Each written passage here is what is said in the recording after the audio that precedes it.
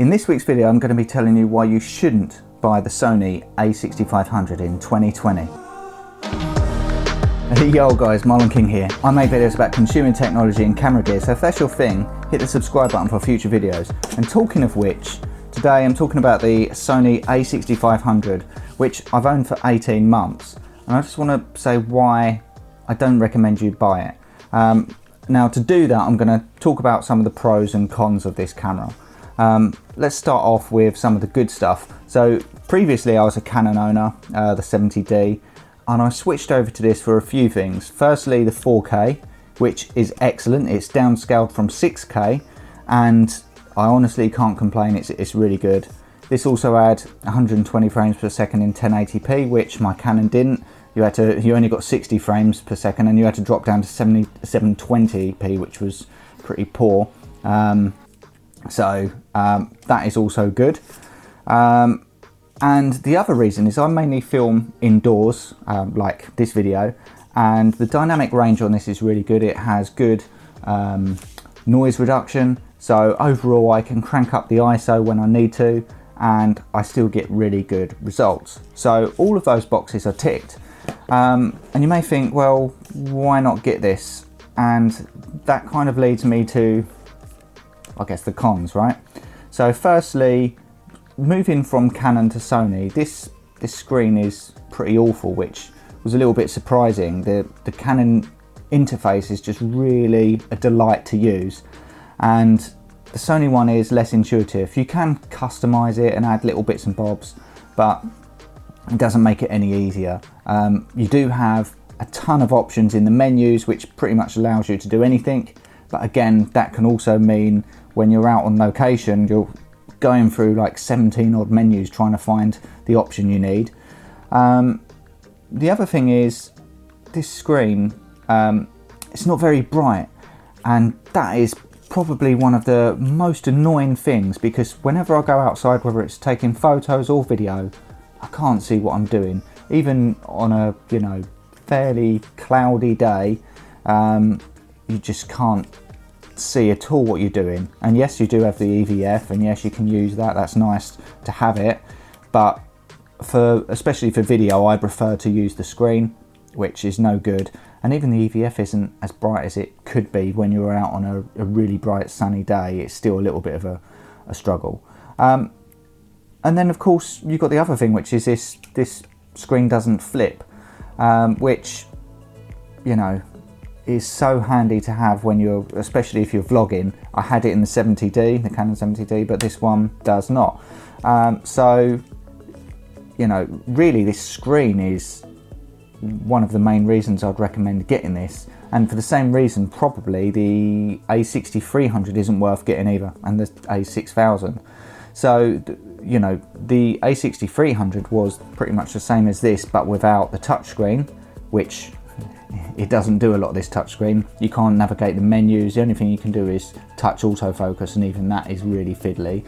And yeah, that's it. One of the reasons you may be considering getting this is for the IBIS, the 5-axis stabilization, which I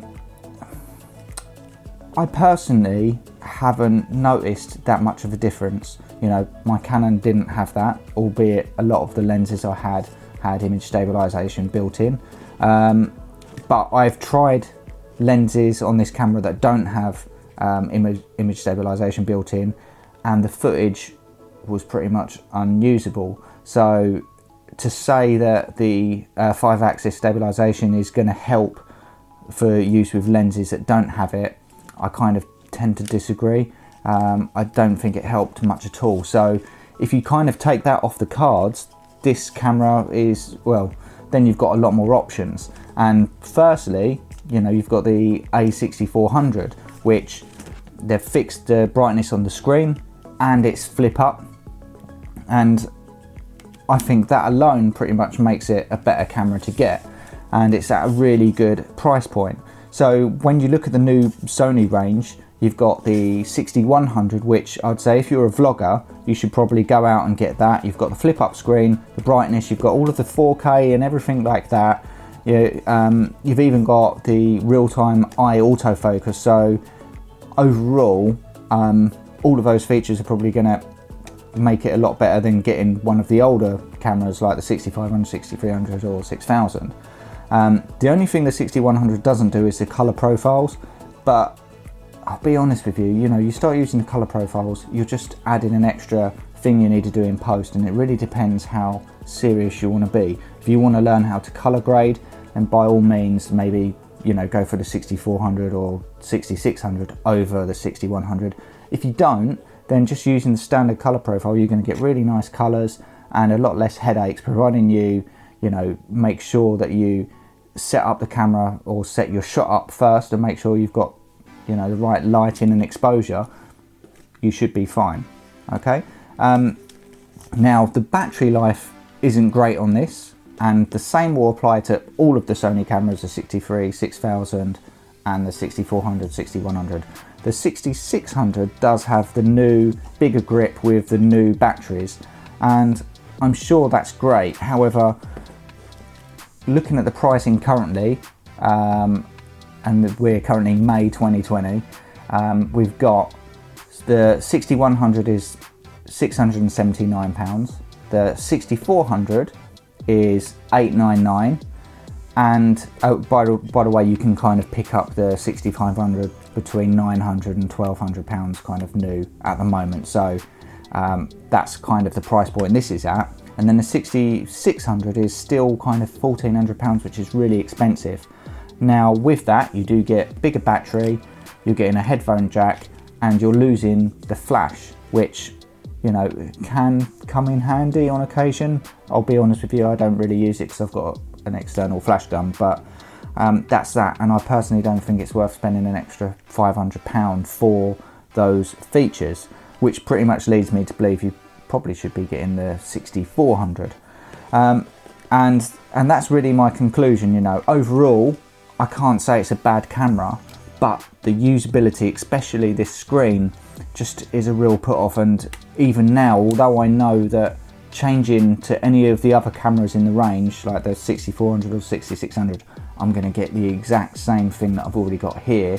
From a feature perspective, I just know, or like should I say, from like the quality of the video or photos, just knowing that I'll have a better screen and I can use it when I go out and about, it's just going to make me feel a lot more happier about using this camera, rather than it's a pain to use, I can't see anything, I have to wait until I get home to know that I've got a good photo. And when I do get a good photo, they are amazing, so really can't complain. And of course, all of this new Sony range have the eye autofocus, which is going to be even better. The autofocus on these Sonys are really solid. I was a little bit worried switching from Canon to Sony, but after having this, I have no doubt now, if I get any other Sony cameras, I'm going to be really happy with the results. They are super fast with their autofocus. So what about other brands? Should you be looking at Canon, Fuji or anything else, or Sony? Well, you're watching this video probably because you're considering buying the 6500, so I would say just from that, you're safer to go with the 6400 or 6600 if you can afford it over anything else, and the 6100 if you're vlogging and you don't worry about color profiles. Now I've seen a lot of other reviewers compare footage from the Sony to, let's say, the Canon was it the 6M Mark II, and the 6M Mark II pretty much has all of the same features as the Sony range. However, the footage on the Sony just is a lot more crisp and sharp, should I say, and generally I think the footage is better. Equally, you may be considering getting like the M50 over maybe the A6100 or this, and that has the swivel out screen, so you can twist it and do anything, fully articulating screen, should I say. And just recently Sigma have released some lenses for that camera, so you can now get some really nice lenses for it. However, there is a huge crop factor on their 4K footage, so it just means you can't get quite the same results as you can with the Sonys. So I would still be recommending the A6100 over the M50. And I can't really talk about Fuji. I've liked Fuji and owned Fuji cameras in the past, so they're really cool, but their range of cameras is a lot bigger. Like if you look at this Sony camera, they generally come up nearly another inch on top.